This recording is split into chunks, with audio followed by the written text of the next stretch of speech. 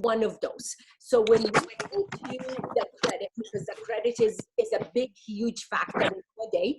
Back 21 years ago, credit was not that big of a huge factor, but nowadays credit is everything. So when you look at your credit, there is 3 FICO score always shows up on, hey Shannon, is always show up on your credit, which is you have TransUnion, you have Experian, and you have Equifax. Those 3 credit, if you ever ask yourself, why do I have 3 credit? Do I have control? Hey, Ness, do I have control over the 3 credit bureau? No, you don't as a consumer. The creditor is the one it chooses who they can report your credit line to. So for example, let's say, hey, Jimmy, so let's say you have a Macy's, okay? And a Macy's, it chooses to report your credit to TransUnion and Equifax and does not do anything with Experian. Then you'll have 2 FICO score. Let's say you have a Walmart. Walmart decide to report to 3 credit bureau, then you'll end up with 3 credit bureau. Does that make sense, you guys? So what the lender do to make sure we're on the safe side, the lender does the middle score. So if you have a 600 FICO score, you have a 620 FICO score, and you have 605. So your middle score is the 605. And that's what the lender goes on. Now, the type of loan we are going to be getting, it reflect based on that middle score. So some down payment assistance, there is a middle score requirement. Some conventional loan has a score requirement. FHA has a score requirement, okay? So when it comes to the credit, and you have question, is my credit good? Does it gonna work? Does it need to be increased? How can I increase it? What would I need to do? Then that is more than anything is a factor we need to give it the time to work with it. So what does that really mean? So let's say you know what, I know my credit score is in a 600, okay? Well, if that's something we know, then I would highly, highly encourage you to reach out and let's run the credit and see what we need to do to get the score higher. And the reason I say let's get started with it, even though you're not ready to do anything, even though buying a home is on the agenda, but it's not on the agenda until the month of December. It's not on the agenda until 2021. Credit takes time to get the score up. From paying down debts, we're gonna need to do to get the score up, from adding yourself as an authorized user as to someone else's credit card, that takes time to get your score up. And for you to start figuring out what are we gonna do as far as budgeting, which we'll go into that later on, when we get to the end of it, okay? So that covered the credit. Now we get to the income factor. You look at it, well, Nahid, I don't make enough money, or I've been hopping. Go ahead, Chris. What kind of credit scores are we looking for? Okay, so if we are looking for a regular FHA, you need a minimum 620 FICO score in order for you to get a decent interest rate. Can you get into something with lower than that? Yes, you can, but you will get hit with the interest rate, okay? Now, the second factor I need you to pay attention to, when it comes to the interest rate on an FHA, the lender can give you the lowest of the lowest interest rate, but you will be required to come up with your all down payment and all your closing costs. If we're short on the money and we're looking for the lender to give us a credit for a rebate, then now they need a minimum 640 FICO score, okay, in order for you to come in with less money.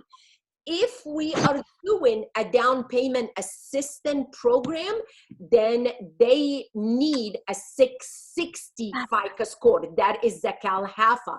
They need a 660 middle score. Hey, Steph. So that is the numbers they do. Now, if you are looking to do a conventional loan, and the truth is, you guys, if we have money for a down payment and we have over 700 FICO score, then conventional might be your best route to go.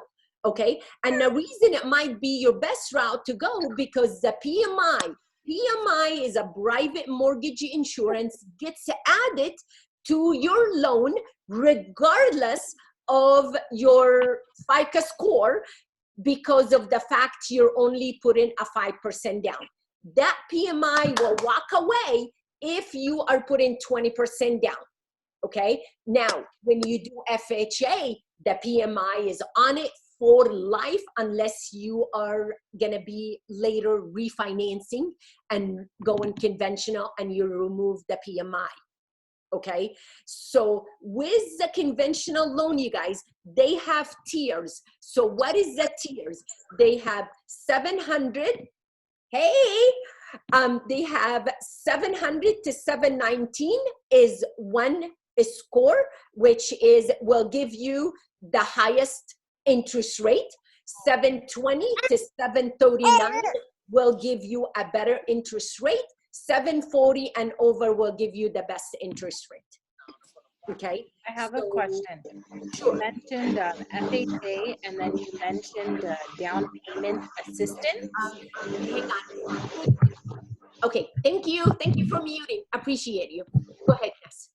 So you mentioned FHA and then you mentioned down payment assistance. Yes. What is a down payment for an FHA and like what is a down payment for an assistance program? Like how much out of my pocket?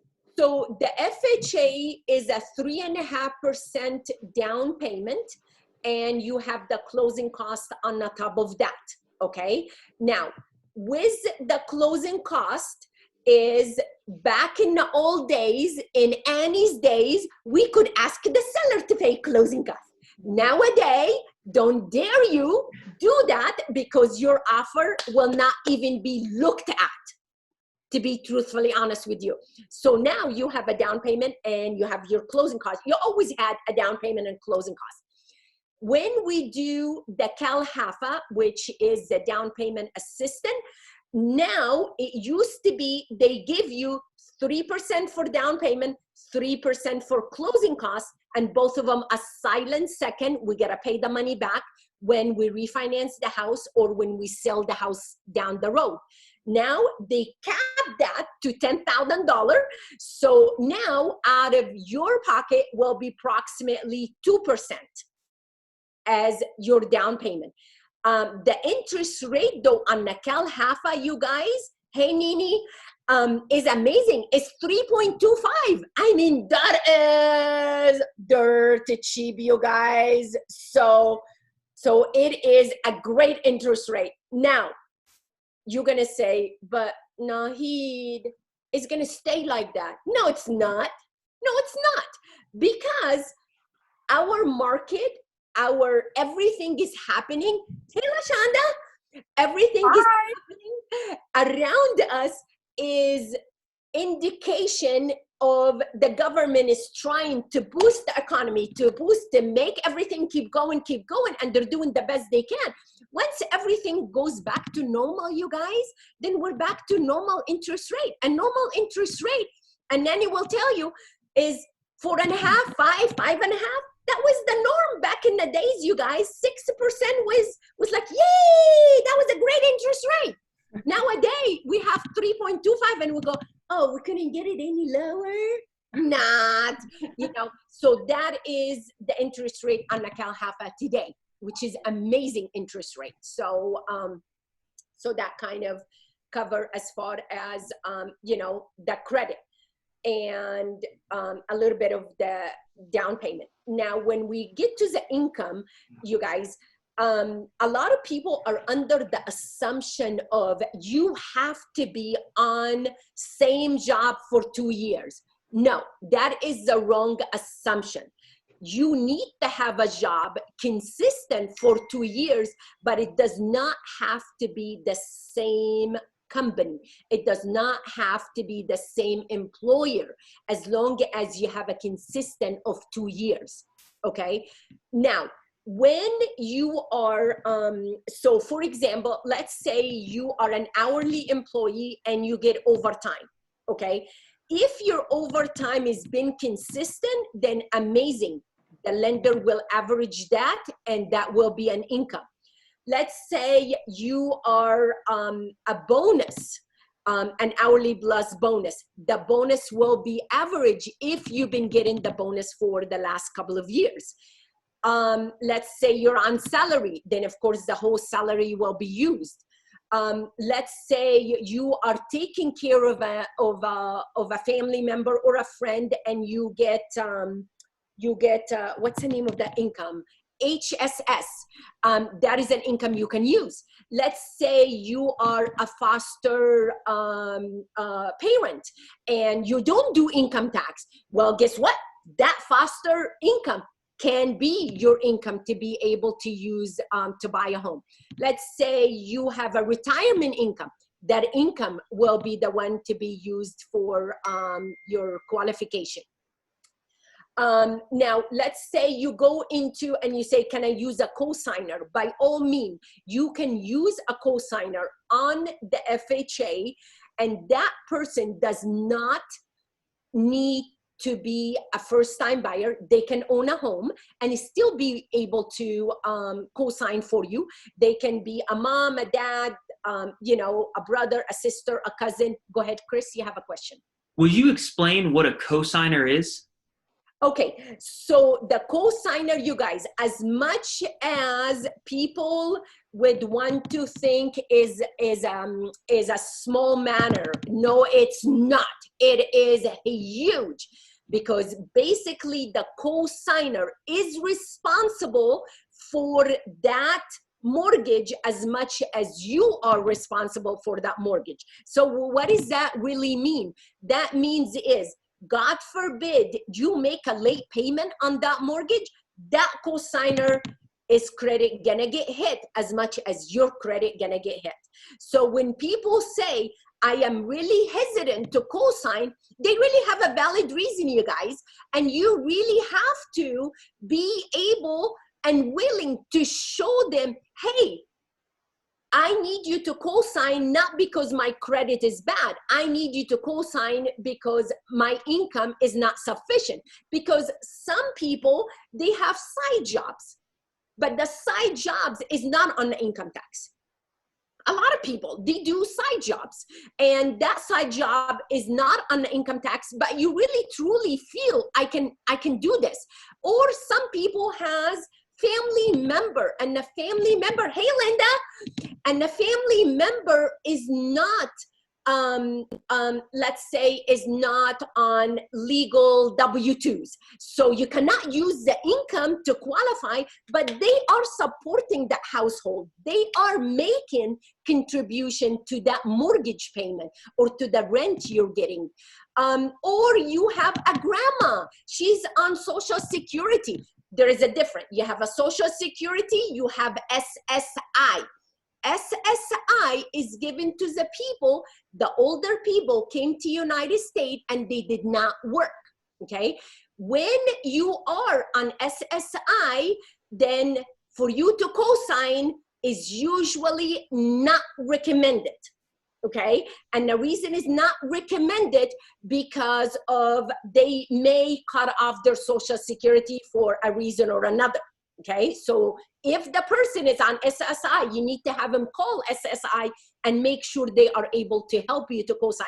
But if the person is receiving Social Security, the reason they receive Social Security because they work in the United States, they paid into the Social Security, they're able to get that income when they retired, and they can definitely hands down co-sign for you. Chris. You're muted. You're muted. Sorry.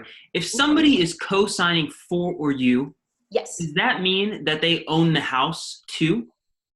Okay, so you do have two type of a cosigner. You have a non-owner occupied cosigner, which their name is on the loan, not on the deed.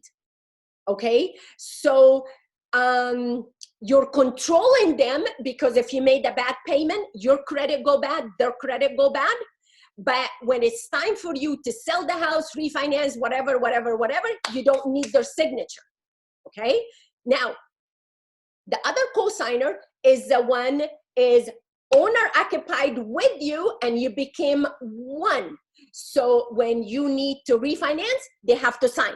When you need to sell, they have to sign. They are a part owner with you. So there's two different cosigner. Go ahead, Ness, question.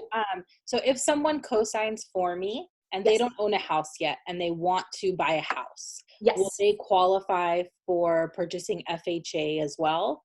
Yes, as long as they're able to provide 12 months canceled checks to show they are not the responsible party for that mortgage. And once they provide that, then they'll be able to move on and buy whatever they need to buy. So you have to understand, the lender guideline is did you get benefit of that ownership of the home? Did you write it off on your taxes? And if you do, then bingo, you're not a first-time buyer no more. You already got the benefit. Okay, but if you do not have it on your income tax, you did not make any contribution to the mortgage payment on there, then you have the both factor as I am just a cosigner. I came in to help. Okay, a lot of the things is going on right now, you guys, as you know, with the interest rate being so low. So just about all my clients are calling, hey Gina, hey Nancy, oh my God, there's a lot of people on Facebook, hey Mina, hey Nader. So a lot of people are reaching out to say, hey, can I refinance? Is it a good time to refinance? Is it the right time? Can my payment be lower? And by all means, what happened is, you guys, when you get into as a first-time buyer, is you have to remember, the reason you're first-time buyer because you don't have a buttload of money and you cannot afford $1 million mortgage, and it's not the dream home, but it's a step in the right direction. And that's and I wanted you to look at your first-time home as a step in the right direction. That's all you're doing, is because if you really, one of the things I thought about the other day is, when you're renting, do you really love the apartment you live in? Do you really wake up every morning and you go, oh my God, this is my dream place? Be honest, be honest. If one of you guys raises their hand and say, I wake up every morning and I go, oh my God, this is it, then hey, I admire you. And I'm so grateful you're saying the truth, but look at yourself in the mirror, because you're not, your nose is this big. Okay, so with that says, is my first, I know Alicia's laughing, it's the truth, you know? So the question is, the first house you want, if we live in a 2-bedroom place and we are 6 of us, you guys, and we're making ends meet and we're making it happen, now we're ready to buy a home, and you're like, Naheed, 2-bedroom won't make it. I need a 4-bedroom, and I need a 3-bathroom, and I need this, and I need that. I'm like, seriously? Seriously, dude? I mean, we've been at it for 4 or 5 years. Come on, let's just make it a step at a time. Let's look at the process of buying a home the same as having a child. When we have the baby, in the beginning, all they do, eat, sleep, and cry, and make a fuss, okay? A year later, they crawl. You know, some of them walk by a year, some of them not. Then after that, boy, do they run. Then after that, kindergarten, and then schools, and here they are, young adults. Buying a home is the same. First one is we barely crawling. So it's some place we park our money in. It is some place we can stay in and say, this is my own. I want to paint this wall red. You know what? I'm going to paint it red. Okay? I want to change that kitchen. Guess what? I'm going to change that kitchen. I don't have a landlord to say, hey, you need my permission before you paint that wall. You know, some people, they say, but responsibility. Well, excuse me, what responsibility? You got to pay rent? Landlord is going to come on the door and say, hey, dude, I need my rent. Here's a 30-day notice. At least the bank takes a little longer. The bank takes 90 days, 3 months for them to send you a notice to say, hey, what's up? We need the mortgage. So if you really stop and look at it, where are you at with that? So that's one of the things I really, really beg you. When you walk away from this tonight, I wanted you to look at the first home is not the dream home. It's a step in the right direction. Does that make sense, you guys? So going back to the income, going back to who we can use as a co-signer. Hey, Daisy, one of the things is really, really big is self-employed. And a lot of people self-employed, they are so worried about being able to buy a home. And we're not showing enough income, and we're not this, and we're not that.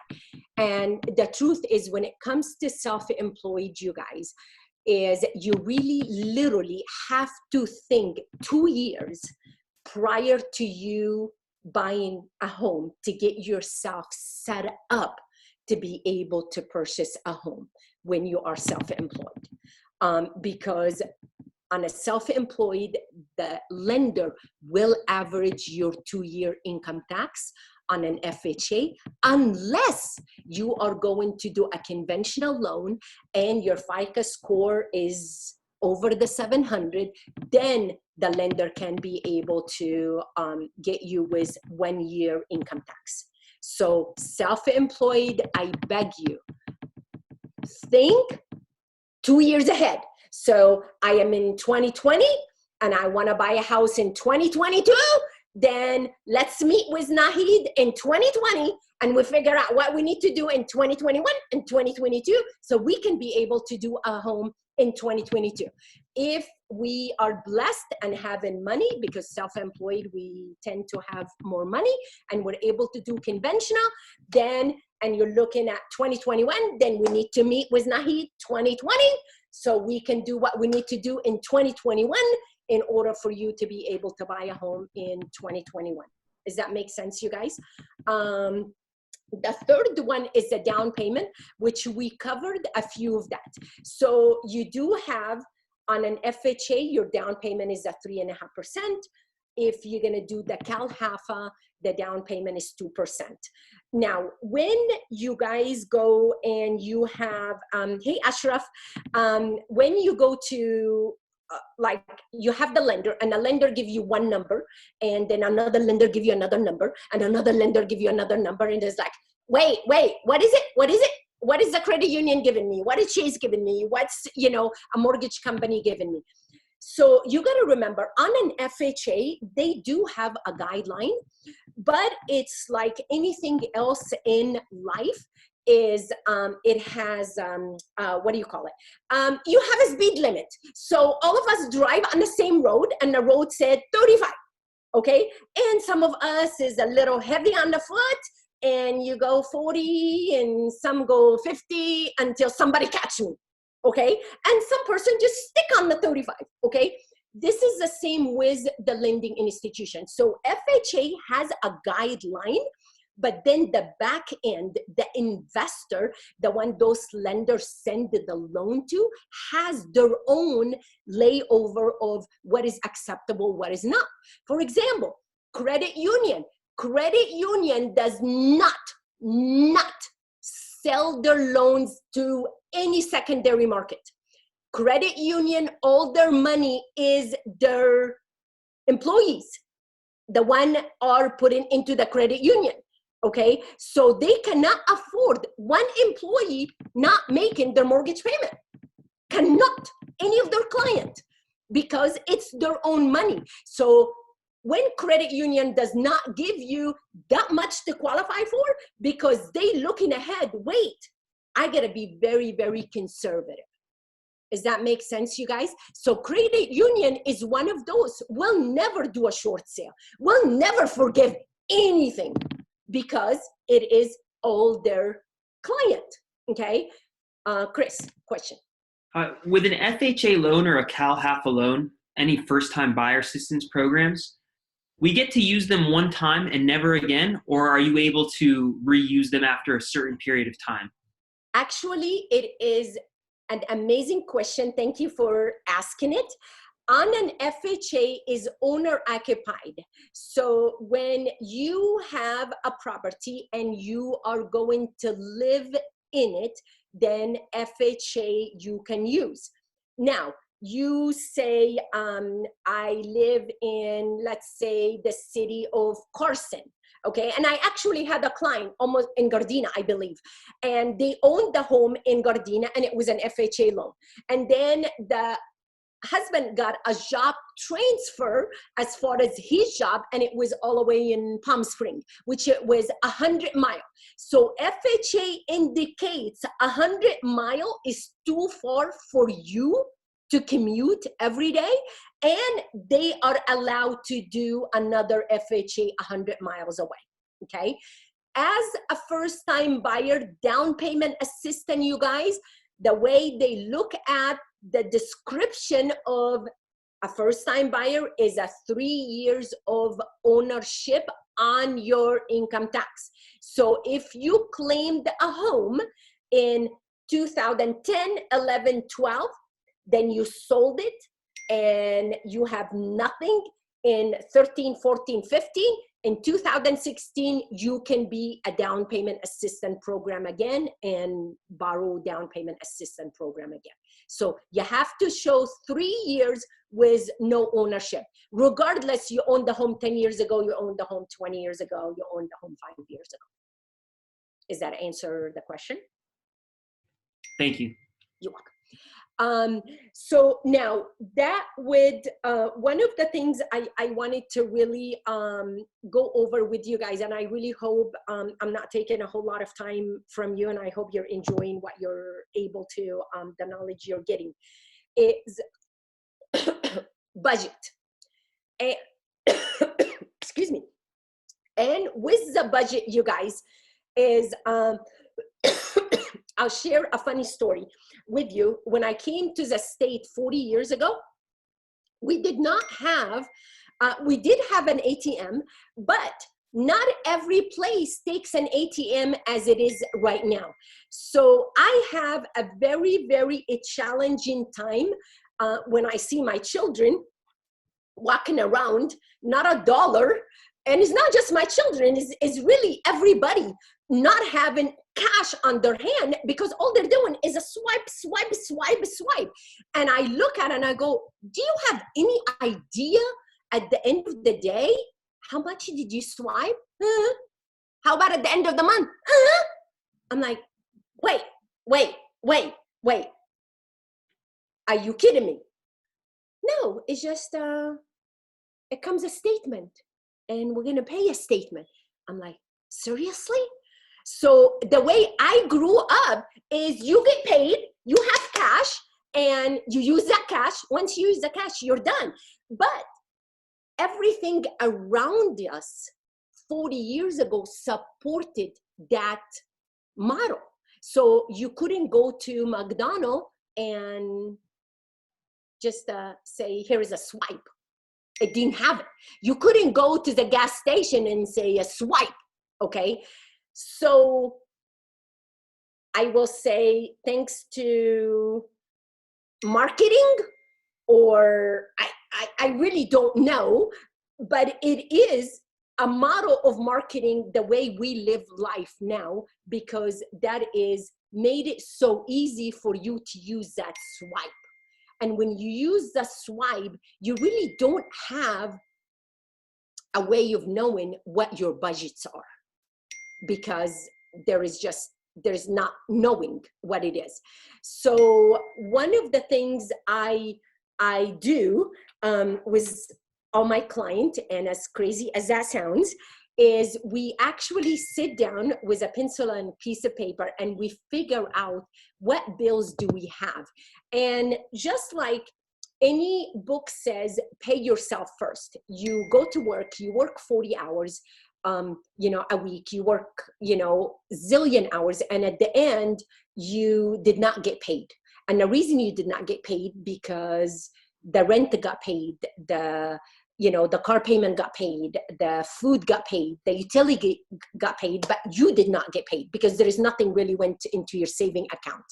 So what I do with the client is, and it's really amazing how when you go down and write it down, is you see things you normally don't see. So we actually go, hey Tasha, hey Karen. So what I do is we sit down and we say, okay, so how much is the rent? And we write down the rent. How much is the utility? And we write down the utility. How much is the food we are spending? And there's two categories of food, you guys. One is your groceries, and the other one, God knows, that bill is freaking crazy, has no tally to it, okay? And it actually makes your waistline this yay, because you're not controlling what you're eating. But anyhow, so we'll go to that one in a minute. And then we go into the little things that when we forget, but it is we use. Do we do a Starbucks coffee every morning? Do we do a donut shop coffee every morning? There's a price tag on each one of them. Do we do the cappuccino, frappuccino, whatever in the afternoon? Do we do the monster drink, the one you shouldn't drink it in the middle of the day because you stop at the gas station, because that's where you find that monster is, or bullets or whatever those crazy energetic, whatever caffeine crazy drinks. And the crazy thing is though, that's a $5, you guys. So 5 times 5 days, if you're working 5 days, that's 25 times 4 weeks, that's $100, and you didn't even think about it. There was no thought of it, okay? Forget the drink. How about the bag of chips and the Diet Coke? Same thing, okay? So we go through that. How about nails for women? How about hairs for women? How about eyelashes for women? How about men's haircut, dry cleaner, car wash? So we write that. How about tie into the church? How about you're helping someone and it's on your budget, your parent, your family, or whatever, family you're helping. And we write that down. The beauty is when we write those down, you guys, it makes you feel, when you see it on paper, it's real. Then when we add them up, the crazy is though, when we add them up and then we put down what we bring in home, there is still 5, 6, 7, 8. Some of them is like $1,000 short. So where does the $1,000 go? And literally, God my witness, they look at me is like a deer in the headlight. Really, Nahi? Where? I'm like, you tell me. And I actually ask my client, I don't want to say I make him, I ask my client to open the checkbook, to go into all of these statements to see what did we miss. A lot of the things we miss when you go to do that ATM, the one you swipe. Well, if you're not into a Wells Fargo swipe, guess what? There's $3 charge. You got $10, but the $10 costs you $13. So $3, just Wells Fargo made it because you decided to just use it at a whatever place you went to, okay? So there is a lot of those $3 charges, $1.50. It's different places, and different places has different charges. And those are the charges you don't even pay attention to because it's just part of your life. So what we do, once we know it is $1,000, 500, whatever that money. Then we go into everybody nowadays, their paycheck is direct deposit. Everybody, no exception. Okay. So what I asked them to do is, do you have a saving account without an ATM? And I'm so blessed and so grateful. Hey, Beth, Juliana, my client, zero. My client they listen, and I love them and I appreciate them. So I asked them, would you be willing to open a saving account without an ATM? And the reason I ask for that, because if we put it in the same account has the ATM, then the money's going to get out the same way it has been getting out. When we have a saving account without an ATM, then I ask them to have the money transfer. You can either put it yourself and you only have to set up this once, you guys. It's not like every day you're going to set it up. You just set it up once to go from that account with the ATM connected to have a transfer, $200, $300 to that saving with no ATM. It's your money. You can transfer it back when you need to, but God, my witness, out of sight is out of mind. And the amazing part is, usually in a few months, when we're ready to embark on the mortgage payment, they feel amazing because two things. The saving account all of a sudden has a few thousand, which is like, oh my gosh, I don't even know where that money came from. Well, yeah, we do know where that money came from. And then the second one, the difference of the rent payment and the mortgage payment, you are feeling such an ease because you already put in that money into the saving. So it really does two things for you without acknowledging, without a hardship, without a challenge, and the money is going in there. So that's one of the things I do with my client, just to kind of help on, the old-fashioned way of budgeting.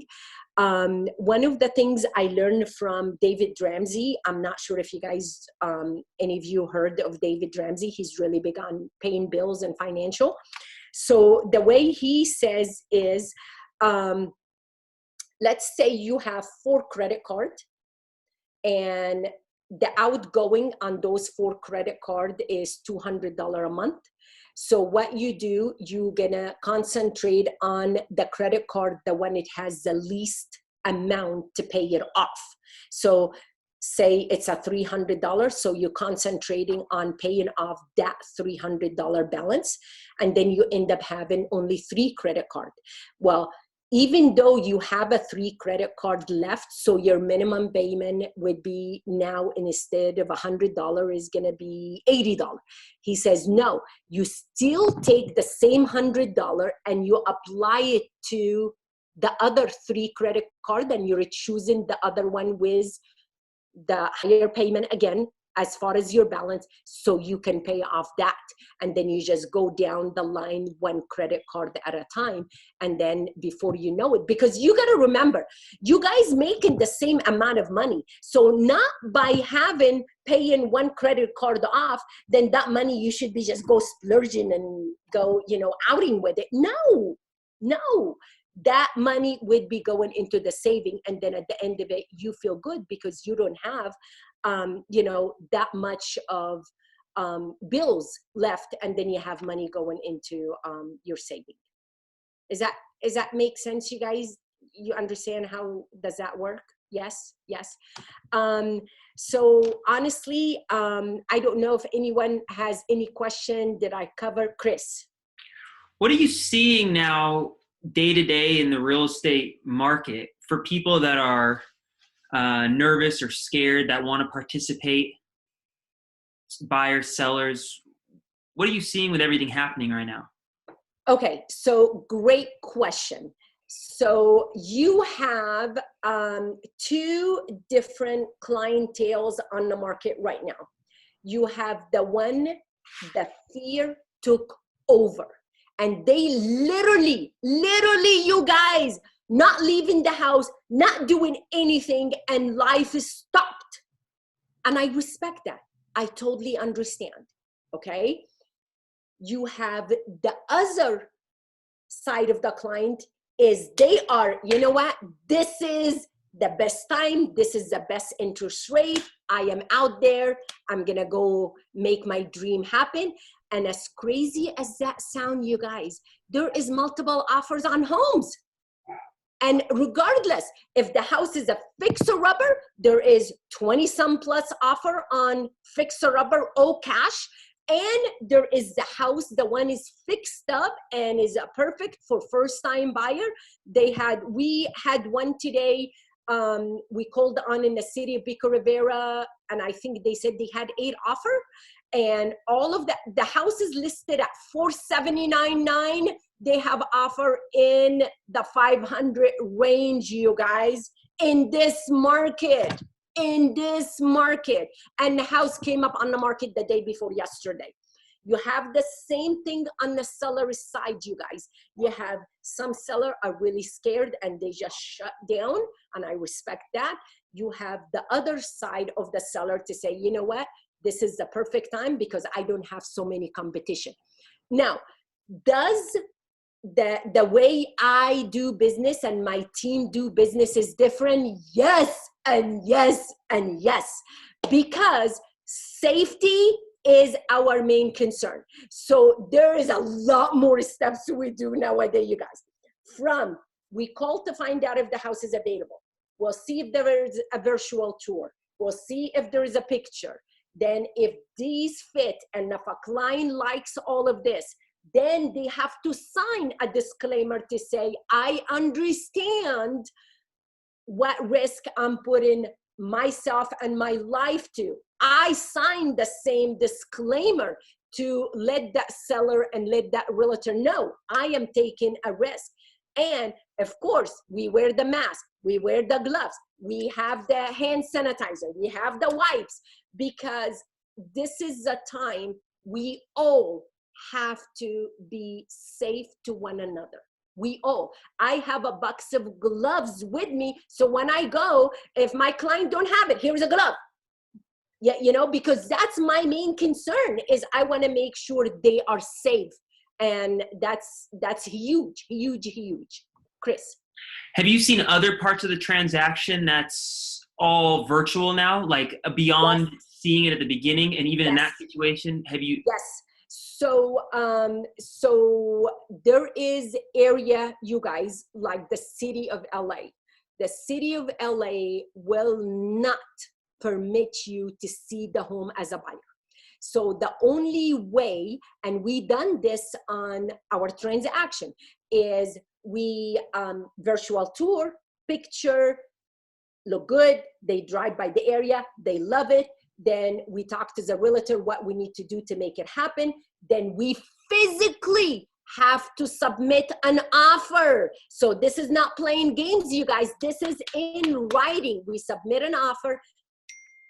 Seller agree, seller accept the offer. The offer is subject to us going inside the property. And when we go inside the property, I used to love to tell my client, bring the kids because it's so beautiful. You can connect with the seller. Now we say, kids at home.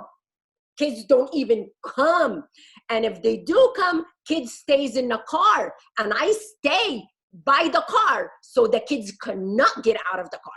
Okay, and it's just 2 people in the house, go through it, take a look. I go in first, turn on lights, make sure everything is good, and ask the seller if they don't mind stepping outside, and then we walk inside the house, and you know, and then they go in and then walk out. I go back in, turn off lights and all of that. Hey, Candy. Hey, Robert. Ness, you have a question? Yeah. So what about like, I know when someone purchases a house, they get a home inspection done. Yes. Can that be done virtually too? Yes. So, so that one is, some of the sellers, they are not comfortable having the inspector, the buyer, the realtor, and all of that. So what we have been doing is we've been having the inspector go. He does his inspection, then he gets, I'm so grateful we have Zoom, because Zoom is a beautiful platform. Everybody's using it for family to connect together, for business to be conducted. So they get on a Zoom call, the inspector, the buyer, ourselves, and then they go through the inspection report, what he found, what it is. So when they get the report, they can be able to have more of an understanding on what does those pictures look like. What does that really mean? What does that writing mean? Yes, that's what we do. It's different. It's really different, Annie, than what we used to back in the days. Get together, let's get signed. So now everything is DocuSign, and everything is virtual, and everything is, honestly, as much as this is a time is we all learning how to navigate through life. And as much as this is a hard time, some people are ill. Some people lost their family member. On the other hand, it's a time for us to sit silent and really, really meditate on the Lord's word and ask, Lord, not questioning God, but what can I learn from this? Who I am becoming to be that person? How can I help one another? How can I even help me to know who I am so I can help one another? And this is just a time to reflect. And honestly, I feel we are gonna come out of it much more stronger than we got in it, with a lot more tools, with a lot more hands-on skills. We would have never had to learn it. But because we're forced, and it just, that's our human nature. Yeah, that's just something God made us. The same as, if a bear is chasing you, you tend, I mean, you look at things happen to people. You look at, a woman lift a car because her child was under the car, and it would be a woman of 100 pounds. How can 100 pounds lift that much of that? Is that in all of us? Yes, it is. And we only go there when this is it. Your back is against the wall. You don't have no other choice. You have your faith and you go. And this is exactly the same thing. Is you have to count on your faith, and you have to count on, I am going, I am learning, there is a reason. God did not just, haphazard just did this. No, there is a reason for us to grow, for us to learn, for us to become that faithful, strong faith, and learning new skills, and learning how to, be grateful for the little things. I mean, little things, you guys. We used to get up in the morning, get in the car, go to work, no big deal. Go to Costco when you want to, go to the grocery store when you want to. Now it's like, no, it's not the same. And those are the little things. You drop off the kids to school and you move on. Now you're learning how to, you appreciate the teachers. Because all of us, if the kids didn't know what they're doing, it's like, oh, it's the teacher's fault. Really? Not. Maybe my kid's fault. Yeah, So now we appreciate the teacher and how much those teachers are doing for our kids, and and doing the Zoom or whatever the platform they're teaching our kids on. So it's just so much, all of those nurses and the doctors and the janitor and all of those people, the one is standing in the fire line, they're in the front trying to protect all of us, and they're putting their life, and still be able to, we sit back and go, oh, well, they didn't do their job right. Oh, well, they didn't have everything. Well, do we know if that person even have the ability to do it any better? No. They have to stand. because they need to feed their family. You know, so it's just it's a time when all of us have to like look in the mirror and say the buck stops here, and what can I learn today so I can teach someone, or what I can learn to teach me something and to make me grow, to make me a better person, you know. So that's a quarantine time. Chrissy has question. Yeah, where can the people connect with you? Are you Zooming? Are you FaceTiming? Where can they find you on the internet?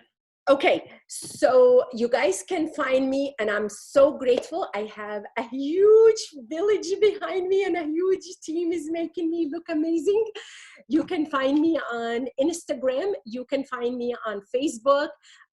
We have a YouTube channel. State of Grace is an amazing storytelling machine, and I'm only a phone call away, you guys. So if you have any question, if you have any concern, if you have any doubts, if you just want to talk, I love to talk to you too.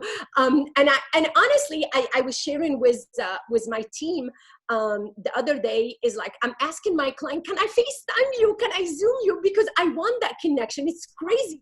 Prior, I would say, oh, I'll just call you or I'll text and message you. Now it's like, no, I want to see your face. I want to see you, you know? So because it's that connection, because all of us are human, and all of us connect when we see one another, even though we're miles away from each other, but just seeing face to face, it really makes a huge difference.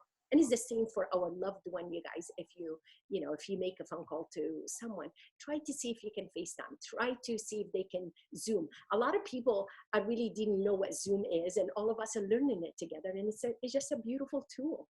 So I think my FaceTime name is Nahid Benjamin, the realtor. Yes, is that correct, Chris? Nahid the realtor. Nahid the realtor, and on Instagram. Nahid the realtor. Nahid the realtor, and State of Grace. And stateofgrace.com. Stateofgrace.com. So did I answer you guys' question? Wave at me if I did. If you have any question, tell me. I hope this was helpful. Yes, it was. Thank you. All right, you guys. Have a beautiful, blessed rest of your day and the rest of your week. And please reach out with any question. Oh, before I let you go, you guys know, and I'm sure you've seen it, is if you know of anyone, please do this for me. If you know of anyone is in need and can